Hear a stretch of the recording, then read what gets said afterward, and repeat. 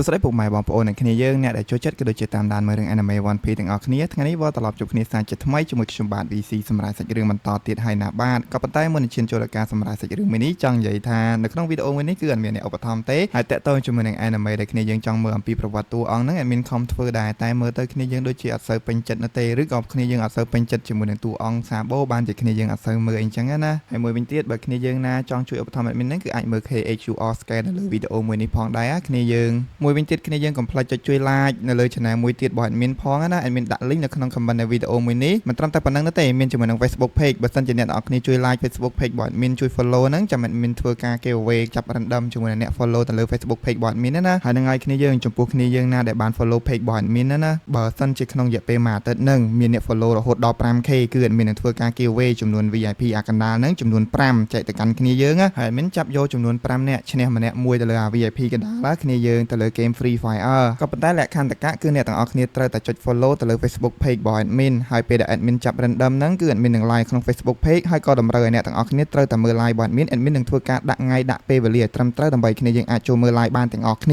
ហើយចុងក្រោយគ្មានអីទៀតទេបើសិនគ្នាយើងចង់ top up កុំភ្លេច top up ជាមួយនឹង website របស់ admin គឺ vctopup.com admin នឹងដាក់ link នៅក្នុង comment នៃវីដេអូមួយនេះផងដែរអរគុណអ្នកទាំងអស់គ្នាសម្រាប់ការជួយ support ជាមួយនឹង business ដ៏តូចតាចរបស់ admin តោះទៅតាមសាច់រឿងរបស់យើងតែម្ដងទៅណាបាទសាច់រឿងគឺបានចាប់ផ្ដើមឡើងជាមួយនឹង Neri ម្នាក់ដែលគាត់មកជាមួយនឹង Shamrock គាត់ក៏បាននិយាយជាមួយនឹងមនុស្សយៈទាំងពីរនាក់នឹងថាយើងមិនមែនគ្រាន់តែសួរឯងនោះទេនេះគឺជាបញ្ជាដែលឯងត្រូវតែឆ្លើយជាមួយនឹងខ្ញុំស្រាប់តែនាងសម្លឹងមើលទៅកាន់ពួកគេស្រែកទាំងការឈឺចាប់ហើយនោះពួកគេគឺបានដួលសន្លប់ទាំងពីរតែម្ដងសាច់រឿងនៃភាគនេះមានចំណងជើងថាជាមួយគុណគោលូគីនៃពួកព្រះនៃអ្នកចម្បាំងញ៉ាំឆ្ងាញ់ខ្លាំងណាអូអាសាច់មួយនេះឆ្ងាញ់ម្ល៉េះខ្ញុំមិនដែលធ្លាប់ញ៉ាំពីមុនសោះ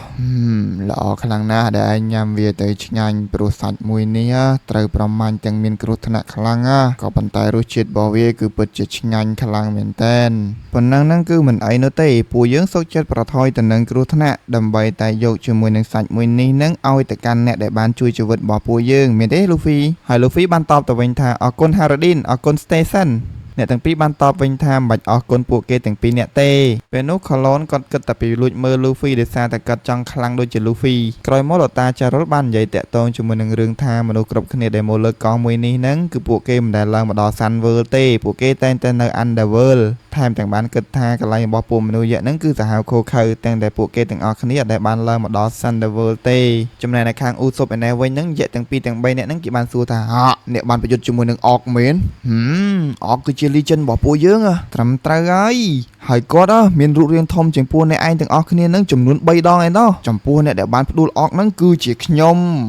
ំក្រោយតែវាបានស្ដាប់មនុស្សកំពូលអួតនៅក្នុងរឿង One Piece របស់យើងហើយហ្នឹងពួកយើងទាំងអស់គ្នាហ្នឹងជឿឡើងស្លុងតែម្ដងនឹងស្រែកដែរថាកាប៉ាតែនអ៊ូសូបហើយពួកយើងគ្រប់គ្នាមិនខុសទេអញ្ចឹងឯងបានHaradinនិយាយថាគឺជាវីរៈបរោះកាប៉ាតែនអ៊ូសូបគឺជាវីរៈបរោះពិតមែនទេតើនៅខាង Jinbe ឯណែវិញហ្នឹងមនុស្សយៈម្នាក់បានទៅសួរជាមួយនឹង Jinbe ដែរថាតើ Jinbe ហ្នឹងគឺជាមនុស្សត្រីមែនហើយ Jinbe ហ្នឹងមានពណ៌ខៀវស្រស់ស្អាតខ្លាំងណាស់ជាមួយនឹងស្បែករបស់គាត់ដែល Jinbe ក៏និយាយឡើងវិញដែរថាចំពោះមនុស្សត្រីដទៃទៀតនៅលើ Fishman Island ហ្នឹងគឺពួកគេមានជាមួយនឹងពណ៌ខុសៗប្លែកពីគ្នាដោយតែនឹងត្រីដែលរស់នៅក្នុងសមុទ្រក្រោយពីលឺ Jinbe និយាយអញ្ចឹងហ្នឹងមនុស្សយៈដែលបានស្ដាប់ Jinbe ក៏ដូចជាចូលចិត្តមនុស្សត្រីហ្នឹងពួកគេគឺចង់ទៅលេងកោះពួកមនុស្សត្រីឲ្យបានម្ដងក្នុងមួយជីវិតប្រៀបដូចជាអ្នកមើលដែលចង់មានស្នេហាឲ្យបានម្ដងក្នុងមួយជីវិតចំពោះមនុស្សយៈប្រុសម្នាក់ហ្នឹងបានសួរទៀតហើយថាគេហ្នឹងគឺចង់ឃើញជាមួយនឹងទេពមច្ឆាតើមានរូបរាងស្រស់ស្អាតបែបណាទៅគេពិតជាចង់ឃើញខ្លាំងណាស់ទេពមច្ឆាមែនទេទេពមច្ឆាគឺស្រស់ស្អាតខ្លាំងណាស់គ្មានទេមនុស្សយៈម្នាក់ហ្នឹងគាត់បានលឺសាន់ជីនិយាយអញ្ចឹងហើយហ្នឹងមើលទៅសក់មើលទៅមុខហ្នឹងស្តៀងសាន់ជីទៀតបែរជានិយាយដែរថាគាត់ចង់ទៅមើលខ្លាំងណាស់តែស្អាតប៉ុណ្ណាទៅសាន់ជីហ្នឹងគេចេញមកតបទៀតថាឈប់សិនទេពមច្ឆាគឺស្រស់ស្អាតខ្លាំងណាស់ប៉ុន្តែអ្វីដែលគួរឲ្យអស្ចារ្យជាងនឹងទៅទៀតនោះមនុស្សយៈស្រីក៏ស្រស់ស្អាតខ្លាំងដែរគួរឲ្យស្រឡាញ់ថែមទៀតផងឆេញអាមួយហ្នឹងខ្លាំងណាស់ខាងណាមីក៏និយាយលេងដែរថាគាត់ស្មានថាមនុស្សយៈហ្នឹងគឺសិតតែជាក្រុមចោរសមុទ្រទាំងអស់តែតើមិននឹកស្មានថាមនុស្សយៈខ្លះហ្នឹងគឺនៅតែផ្ទះអត់បានចេញទៅមើលពិភពខាងក្រៅនោះទេក្រណាមីនិយាយចប់ហ្នឹងរ៉ូដូគេចេញមកដល់និយាយដែរថាអូយខ្ញុំសូមអភ័យទោសផងណាមីអូសូបខ្ញុំពិតជាសូមអភ័យទោសមែនតើតួអង្គស្រីម្នាក់នេះមានឈ្មោះថាខឺតតែមានហៅថាគ្រីតចោះហៅគ្រីតដដែលទៅងាយស្រួលស្ដាប់គ្រីតបាននិយាយថាប៉ុណ្ណឹងហើយប្រហែលជារ៉ូដូហ្នឹងដឹងអំពីកំហុសរបស់ខ្លួនហើយ នៅពេលហ្នឹងសូរ៉ូបាននិយាយដែរថាបានហើយបំភ្លេចវាចោលទៅគ្មាននរណាម្នាក់បានស្លាប់ផងប៉ុន្តែអូសុបនៅពេលនោះគឺមិនបានឲ្យខ្ញុំវាប្រហារត្រឡប់ទៅវិញនោះទេដោយសូរ៉ូនិយាយអញ្ចឹងបើសិនអូសុបកុំខិតនៅពេលហ្នឹងប្រហែលសូរ៉ូសម្រាប់អបិរ៉ូដូនឹងបាត់ទៅហើយចំពោះនៅខាងអូសុបហ្នឹងនៅតែបន្តអួតថាគេហ្នឹងនៅលើកោះមនុស្សត្រីហ្នឹងមនុស្សត្រីជាច្រើនស្រាប់ប្រកបគេខ្លាំងណាស់នៅខាងសូរ៉ូក៏បានតបទៅកាន់រ៉ូដូវិញដែរថាបើសិនជាអូសុបមិនខិតនៅពេលហ្នឹងទេក្បាលរបស់លោកឯងនឹងដាច់ហើយត្រូវបានបង្វិលធ្វើជាកង់អញ្ចឹងគ្រាន់តែលឺអញ្ចឹងហ្នឹងអបិរ៉ូដូនឹងភ័យឡើងដួលភ្ងាក់ក្រោយតែម្ដងចំពោះមូលហេតុដែលអបិរ៉ូដូនឹងភ័យក៏ដោយសារតែនៅពេលមុនគាត់បានដឹងអំពីតម្លៃក្បាលរបស់សូរ៉ូទេនៅពេលនេះគាត់ទើបតែដឹងហើយគាត់ទើបតែដឹងថាពួកសូរ៉ូឯហ្នឹងគឺបានឡើងតំណែងធ្វើជា Emperor បាត់ទៅហើយដែលយើងហៅជាភាសាជប៉ុនថា Yongo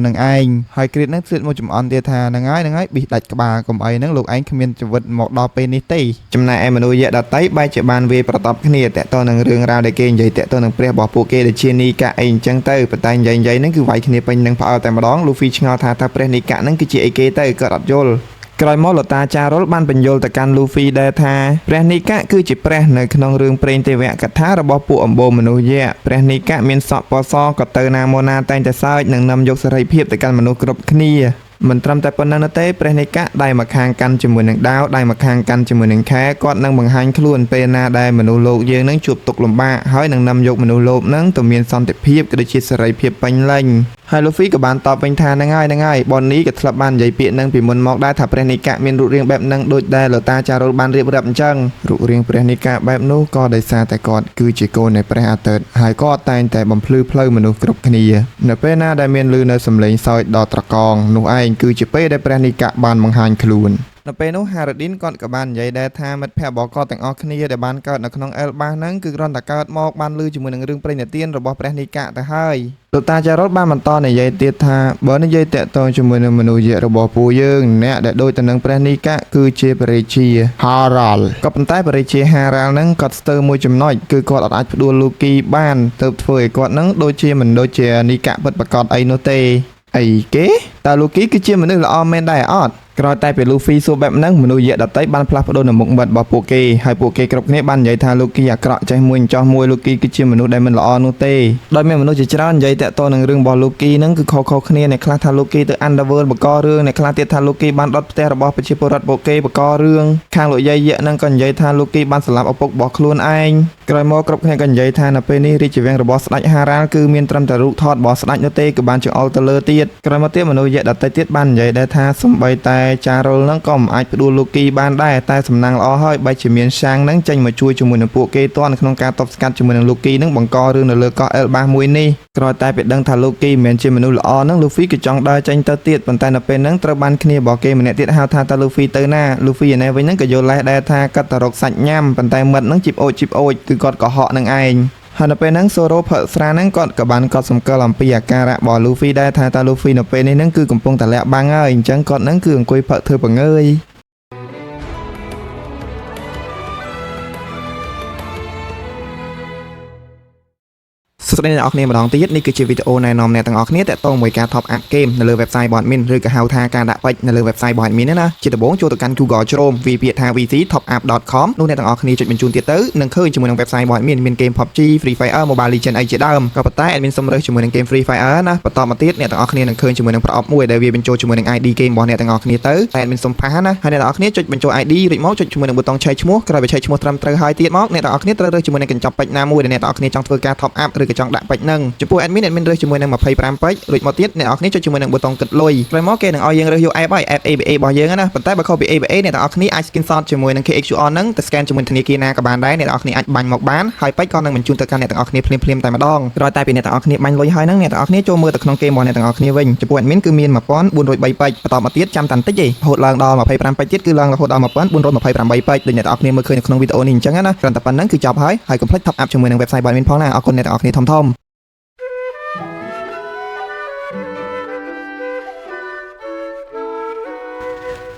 លមកដល់ពេលដែលលូហ្វីកំពុងតែរត់ចេញទៅខាងក្រៅសូរ៉ូគឺបានមកតាមទាន់និងសួរដឹងអំពីរឿងរ៉ាវដែលលូហ្វីបានសន្យាគ្នាជាមួយនឹងលូគីចំពោះពាក្យដែលបានសន្យាជាមួយនឹងលូគីនោះគឺរឿងថាបើសិនជាលូហ្វីអាចជួយដោះលែងលូគីបានហ្នឹងគឺលូគីនឹងប្រាប់អំពីពេលនេះតើសាំងនៅឯណា ហើយ Zoro បានថាឲ្យ Luffy ថាចេះតែជឿគេលឿនអញ្ចឹងកើត Luffy នេះយ៉ាប់មែនចំណែក Luffy និយាយវិញថាតើបើមិនជឿគេនឹងជឿឯងមែនចុះឯងដឹងថាតើពេលនេះសាំងណែណាមែនហា Zoro ដោយឃើញ Luffy រអ៊ូរទាំច្រើន Zoro ក៏និយាយដែរថាបានហើយមិនបាច់ទៅតែឯងទេទៅយើងទៅជាមួយឯងចុះទៅទាំងពីរនាក់តែម្ដងទៅ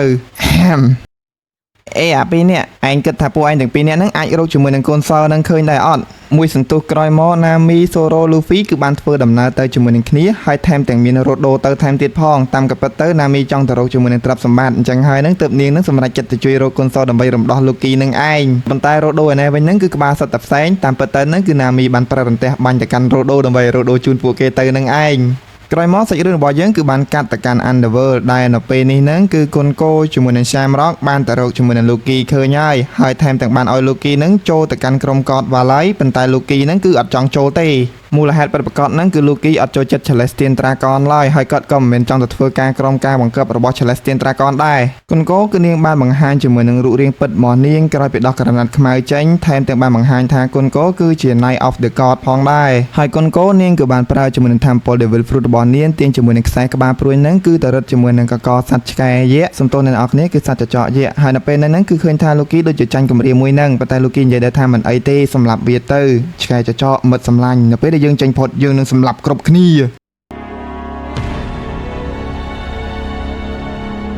នឹងឲ្យគ្នាយើងមុននឹងការបញ្ចប់សាច់រឿងមួយនេះ admin ចង់ឲ្យគ្នាយើងស្ដាប់ជាមួយនឹងការដែល admin ចង់ប្រាប់តាក់ទងជាមួយនឹងរឿងមួយអ្នកនរគ្នាអាចស្ដាប់បាននៅពេលនេះមួយវិញទៀតគ្នាយើងកុំភ្លេចចុចជួយ like នៅលើ channel មួយទៀតរបស់ admin ផងណា admin ដាក់ link នៅក្នុង comment នៃវីដេអូមួយនេះមិនត្រឹមតែប៉ុណ្្នឹងទេមានជាមួយនឹង Facebook page បើសិនជាអ្នកនរគ្នាជួយ like Facebook page របស់ admin ជួយ follow ហ្នឹងចាំ admin ធ្វើការ giveaway ចាប់ random ជាមួយនឹងអ្នក follow ទៅលើ Facebook page របស់ admin ណាហើយនឹងឲ្យគ្នាយើងចំពោះគ្នាយើងណាដែលបាន follow page របស់ admin ណាបើសិនជាក្នុងរយៈពេលមួយអាទិត្យហ្នឹងមានអ្នក follow រហូតដល់ 5k គឺ admin នឹងធ្វើការ giveaway ចំនួន VIP អាកណ្ដាលហ្នឹងចំនួន5ចែកទៅកាន់គ្នាយើងហើយមានចាប់យកចំនួន5នាក់ឈ្នះម្នាក់មួយទៅលើ VIP កណ្ដាលគ្នាយើងទៅលើ game Free Fire ក៏ប៉ុន្តែលក្ខខណ្ឌតកគឺអ្នកទាំងអស់គ្នាត្រូវតែចុច follow ទៅលើ Facebook page របស់ admin ហើយពេលដែល admin ចាប់ random ហ្នឹងគឺ admin នឹង live ក្នុង Facebook page ហើយក៏តម្រូវឲ្យអ្នកទាំងអស់គ្នាត្រូវតែមើល live របស់ admin នឹងធ្វើការដាក់ថ្ងៃដាក់ពេលវេលាឲ្យត្រឹមត្រូវដើម្បីគ្នាយើងអាចចូលមើល live បានទាំងអស់គ្នាហើយចុងក្រោយគ្មានអីទៀតទេបើសិនគ្នាយើងចង់ top up កុំភ្លេច top up ជាមួយនឹង website របស់ admin គឺ vctopup.com admin នឹងដាក់ link នៅក្នុង comment នៃវីដេអូមួយនេះផង